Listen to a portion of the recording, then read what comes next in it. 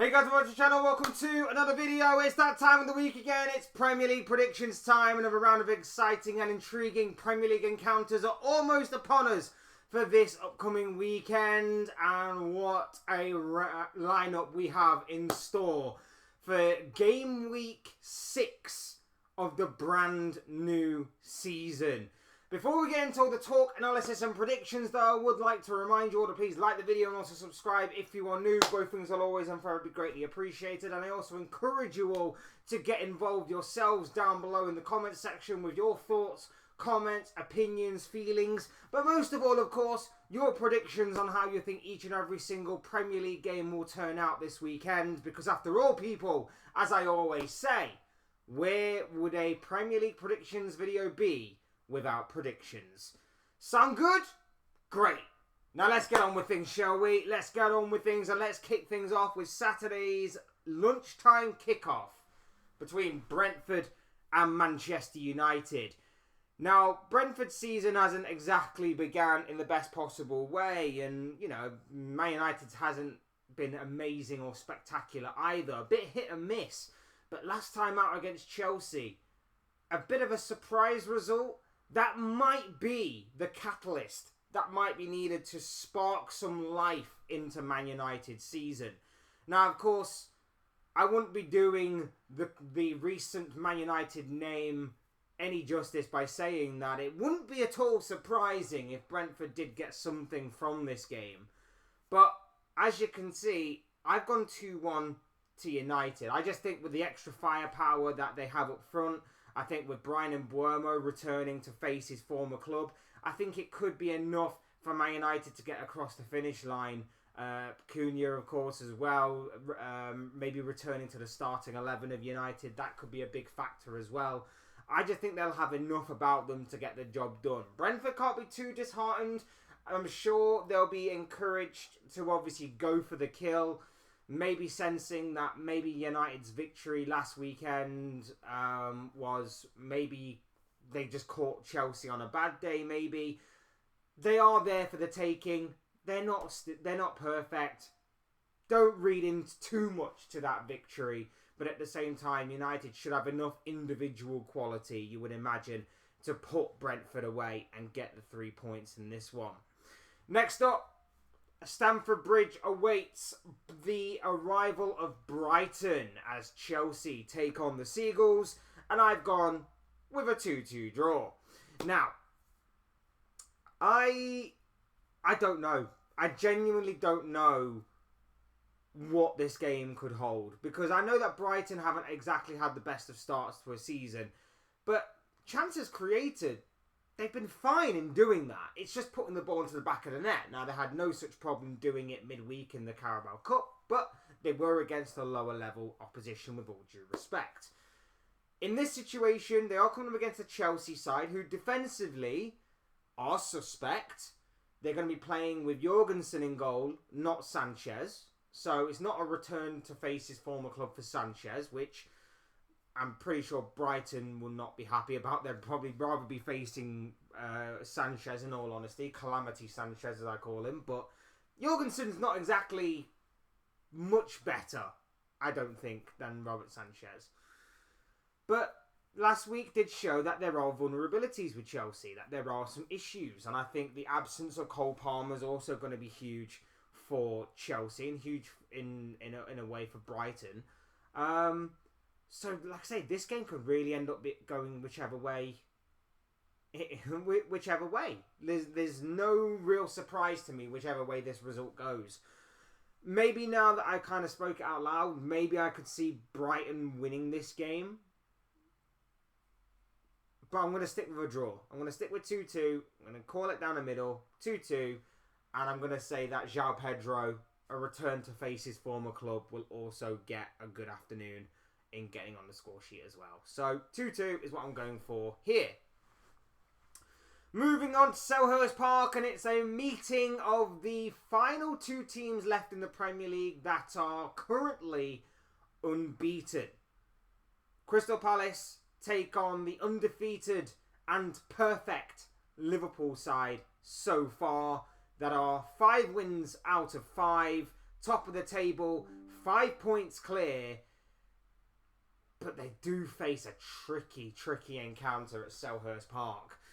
Now, Palace in recent times have given Liverpool a very good run for their money. I know they beat them on the Community Shield. I know obviously it was on penalties, but they still gave them a good run for their money then in what was a draw there. And of course it was a draw when these two teams met at the end of last season, of course. I think this is where Liverpool's perfect start to the season comes to an end. As much as I hate to say it, I think that this is probably where, but it's probably where the unbeaten runs of both of these two clubs continues. I know that Crystal Palace are on some sort of mad run right now. I think they're 19 games unbeaten in all competitions. I think that's somewhere around about there, 19. I'm going to give Palace a lot of credit here. I think they get a point. I think they do get a point from this game. As much as I hate to say it, and I don't want to back against my own club, I just can't shake the feeling that unless our performances drastically improve very quickly, hence this game, that we will eventually get a little bit caught out. And I think this is going to be one of those games where our luck may just run out a little bit in this one. And that's no disrespect to Crystal Palace, of course. Oliver Glasner's put together an incredible squad that is performing exceptionally well. But the only thing I will say is that the hope from my perspective is that within the opening 5 minutes, Mark Gahey sticks 2 goals in the back of his own net. Fingers crossed. I'm joking, of course. Like I say, I think it's going to be an incredible battle. I can't believe it's a 3 o'clock game. That really does annoy me. It's going to be an incredible battle. If I had to stick my neck out on the line, of course I'm going with a Liverpool win. But I'm going to give Palace a lot of credit. I'm going to say that they get a point from this game. I'm going 2-2 come the final whistle. Next up, Ellen Road awaits the arrival of Bournemouth as Leeds United take on the Cherries. And I'm going with a 2-1 win to Bournemouth. Now, it's been a very good start to the season from Bournemouth's perspective. I know they had a bit of a boring 0-0 stalemate with Newcastle last weekend. But they are still a very good side that should not be messed with. Now, they are coming up against a Leeds United side who picked up a very good win last weekend. Got some points on the board, probably more than what a lot of people are expecting from the beginning of their season. And I feel like if Leeds are to have any chance of surviving, then obviously picking up some wins at home is going to be key. Because make your home your fortress. That's kind of the recipe for trying to stay up in the Premier League, especially if you're a newly promoted team. But I just think that Bournemouth may just have that little bit extra quality in the final third. That maybe just a little bit extra quality defensively as well. To maybe stop Leeds for the most part. But ultimately get across that finish line with the 3 points for the win. So that little bit of extra quality in both thirds of the pitch, I think is going to be enough for Bournemouth to get the win.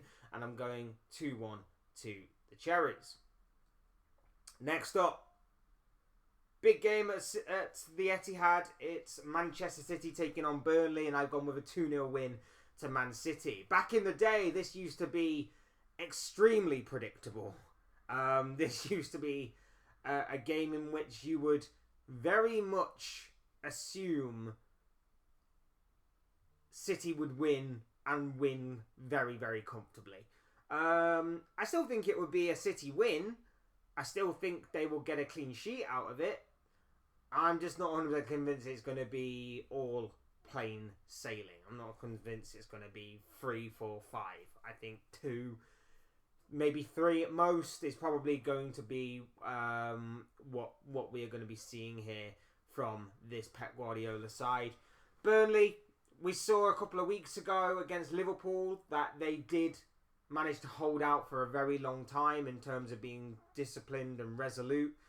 If they are to have any hope of getting anything from this game, they're going to have to hope for a very similar performance here. But that's easier said than done. I think City get the win, especially with them being at home. 2-0, And I'm imagining, I'm just going to predict this right now, there's going to be a lot of triple captains this week on a certain Erling Haaland. If he is fit. If he is fit. If he's not, you'd still suspect City to win, but it might be a little bit of a different game. A little bit of a different game. Moving on to Saturday's evening fixture, and we have action from the City ground as Nottingham Forest take on Sunderland. Now, I was heavily debating this one. I didn't know which way to call it. I was thinking draw initially. Then I was thinking maybe Forest could pick up their first win under Ange Postecoglou at home. But I've gone with an away win. Now, Sunderland have been tough opposition this season for the teams that have faced them. I think a lot of teams maybe have underestimated them a little bit. I think a lot of people certainly have, and I don't think a lot of people expect them to get as many points as what they have right now when it came to obviously predicting how their season would start. However, Ange Postecoglou's not had a great start at Forest. Not a great start at all. He's conceded 9 goals in 4 games. Forest have been awkward. Forest are basically totally disregarded and incredibly just forgotten everything that they learnt defensively under Nuno Espirito Santo in an instant, and instantly adopted a bit more of Ange's style. They struggle now to defend from set pieces, which is nothing that we associated with them under the old regime. They struggle defensively. I think they're there for the taking. Add that to, obviously, the extra minutes in the legs of those Forest players from playing away at Real Betis this week. I think Sunderland might be there. Might have a good opportunity here. They might have a good opportunity here to get 3 more points on the board. And then, if they do get 3 points on the board, that is, if they weren't already ringing major alarm bells for those Nottingham Forest fans. Look, I think a point could very well be the case, but I'm going to tip the scales slightly in Sunderland's favour, and I'm going with a 2-1 win to the Black Cats. Saturday night, we'll see Tottenham Hotspur take on pointless. I think it's pointless. No, I think they got a point. I can't remember. Either way, they are winless. Wolverhampton Wanderers. Tottenham versus Wolves at the Tottenham Hotspur Stadium. They are pointless, actually. They've lost all 5. So, yes, this could be an incredible game in prospect, because the Tottenham of old would see this game and think it's a win. Simple as that. It's a win. It's a walk in the park. We've won this game before a ball was even kicked. Teams that would arrive at Tottenham in similar positions to what Wolves are doing, winless in however many, would see Tottenham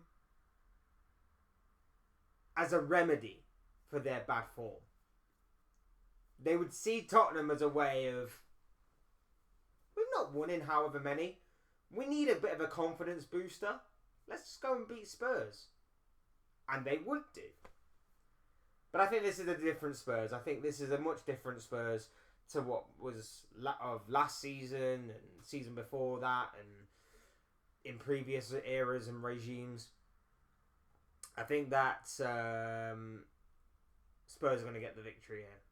I really, really do. I think last week they just couldn't put their chances away, which ultimately saw them drop points to Brighton. I know they did fight back from 2-0 down to go 2-2, but they did miss a lot of chances. I don't see them doing the same mistake here. I see Spurs adding to Wolves' misery, making it 6 defeats out of 6 for the away side, and giving Spurs a very good 3 points injection into their season, which will be very, very good for your Saturday night viewing, I'm sure, if you are a Spurs fan. Moving on to Sunday's games, and first up, Aston Villa are taking on Fulham at Villa Park, and I've gone 1-1. Now, last time out, Villa got a point at Sunderland, a game in which saw them actually score their first goal of the campaign. Congratulations to Aston Villa, and especially to Matty Cash, who got that goal. And what a goal it was. The downside was,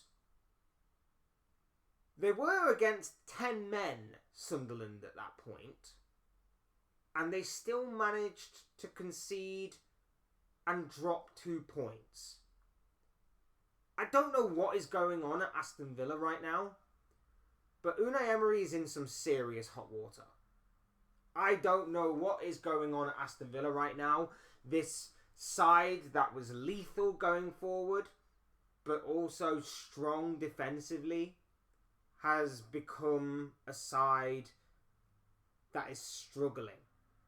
Struggling to score goals. Struggling to put games to bed. Struggling to defend leads. Struggling to defend at all. This is not the kind of Unai Emery side that we've become accustomed to seeing over the years. So what is going on with Aston Villa? And then to make matters worse this weekend, they're coming up against a Fulham side that have started off the season really, really well. It's been a very good start to the season by Fulham and Marco Silva. Probably not getting the plaudits, by the way, that a lot of people that they deserve, and a lot of people are actually giving them. But they're just going about their business rather quietly, rather consistently. It's been a pretty good start to the season if you're Fulham and associated with Fulham Football Club. Now, initially I did say that Fulham would win. That was my first prediction. Then I started to deep it a little bit more. I think being at home, I can see Villa getting a point. They'll score another goal. You'll see another goal, Villa fans, and you'll see another point. But I think that's probably the most you're going to be getting. I'm going 1-1 come the final whistle, but I'm not entirely confident. I will caveat that. I'm not entirely confident. We're going to be jumping ahead to Monday night's game, and that comes from Everton against West Ham. I've gone 2-1 Everton. Now, I'm annoyed at Everton this week because they lost in the Carabao Cup to Wolves. They completely blew my acca. The one time I back a rival in Everton and that happens is just utterly atrocious. Utterly atrocious. But we move anyway. At home, the atmosphere, if they pick up from where they left off last week against Liverpool in the second half, where they were better than they were in the first, but, you know, if they can get Jack Grealish more involved in the game, his creativity can certainly open up West Ham. If they can get Dewsbury Hall, obviously more involved in the game as well, that would be a big plus for Everton. And of course, Ndiaye as well. They've got some very influential and very creative-minded players in those Everton ranks, and they're all going to be needed to break down what is probably going to be a low block from West Ham. They're going to probably soak up pressure, try and hit Everton on the counter-attack. Jared Bowen, Lucas Paqueta in particular are going to be the ones that are going to be the main influences for West Ham. It's going to be big for West Ham. It's going to be big for Everton. Excuse me. But I still think Everton probably have more in that department. More in terms of creativity. They're probably going to create more opportunities. And I'd probably back the likes of Tarkowski and Pickford to maybe stop West Ham from scoring too many. So I'm going to go with Everton to win. I'm going to go 2-1 to the Toffees. And finally, in what I believe to be the biggest game of this round of fixtures, the main event of this weekend's round of Premier League fixtures, we're at St James's Park for Newcastle United taking on Arsenal. And I've gone with a 1-0 win to Arsenal. Now, I'm hoping and praying, absolutely hoping and praying that Newcastle can take points off Arsenal again this weekend. They've done so in previous seasons, in previous years, in recent years even. They've managed to take points off Arsenal. They've managed to even restrict Arsenal to the barest minimum of attempts on goal. Because Newcastle have been just solid. Whenever it comes to playing Arsenal, Newcastle just turn up. Newcastle turn up. They're very physical. They're very intense. They are tenacious. All of those qualities are unmatched when Newcastle are on form. And you've got a feeling that if the likes of Joelinton and Tonali and Bruno Guimaraes are on form, they could win that midfield battle. Now, the only problem I have with Newcastle right now is that going forward, I'm not that convinced yet. I know Volta made a score on his debut. Fantastic. Last week against Bournemouth, though, there was very little to shout about in that 0-0 draw. Attacking wise, there was nothing. There was just nothing there from a Newcastle perspective. And you're coming up against one of the best defences in the league, in Arsenal. You're coming up against one of the best defences in the league against Arsenal. I know he showed some nice touches, Voltemeda, but it's not enough. There needs to be some creativity as well. He can't be doing it all on his own. There was just nothing there for him to feed off. And I do just worry that, you know, if there's nothing again for him to feed off, all that tenacity and intensity is not going to work out well for Newcastle. As far as what Arsenal are concerned, they have to play Eze. You'd imagine that Saka's going to be back in the starting 11, which is fantastic news for the Gunners, but they have to start Eze. They're lacking creativity, they're lacking intensity themselves, and Gyökeres is starving, man. Gyökeres is starving. Like, he's had nothing. People are saying, like, oh, he's such a bad player, he's this, he's that. He's had nothing to feed off for the past several games. He's barely had anything to feed off for the past several games. So, of course, he's going to look bad when you're not giving him the service. So, Eze needs to start. Saka is obviously going to be starting. The hope there for Arsenal is that will provide some creativity for Gyökeres to feed off. And then maybe Arsenal can get one over on a ground in which hasn't exactly been too kind for them in recent memory. And that would be a big momentum booster. That would be a big confidence booster. That would be a big mental block removed for Arsenal if they can get a win at St James's Park. Not many teams are going to go there this year and do that. We've already seen Liverpool do it in dramatic circumstances. If Arsenal were to do it, though, that would be huge for the Gunners. And especially when you consider that going into this weekend, they are 5 points behind Liverpool already. 5. Mambo number 5. They need to win. And especially when you consider Liverpool against Crystal Palace as well. Again, not an easy game. Arsenal do play after. Even at this early stage, it could mean a lot. It could really, really mean a lot. A draw and a loss, win, whatever. It could mean a lot. But I am backing Arsenal to win. I think they will just about edge it. I'm not expecting it to be an amazing game. Not expecting it to be a game full of quality. I think it will be very very scrappy. I think it will be a battle at times. But if Arsenal can come out with a win, that would be huge, huge, huge, huge for Mikel Arteta's side. And there you have it. Those are just the thoughts, comments, opinions, predictions, feelings, whatever you call it, of this guy. I want to know what you guys are thinking and feeling, though. Let me know in the comments section what you guys are thinking and feeling about each and every single Premier League game to come up this weekend. Your thoughts, comments, opinions, feelings, but most of all, of course, your predictions will make for great and interesting reading, I'm sure. So please do use and abuse that section, people. Otherwise, hit the like button on right if you enjoyed the video. Subscribe if you are new or want to see more content like this. Both things will always and forever be greatly appreciated. And as always, thank you all so much for watching and listening. I've been Fletch. This has been another Premier League predictions video. And I will see and speak with you all again soon in another video or live stream or whatever it may be. Cheers, guys. Thanks everyone for watching. Take care. Enjoy the rest of your day. I'll speak to you again very, very soon.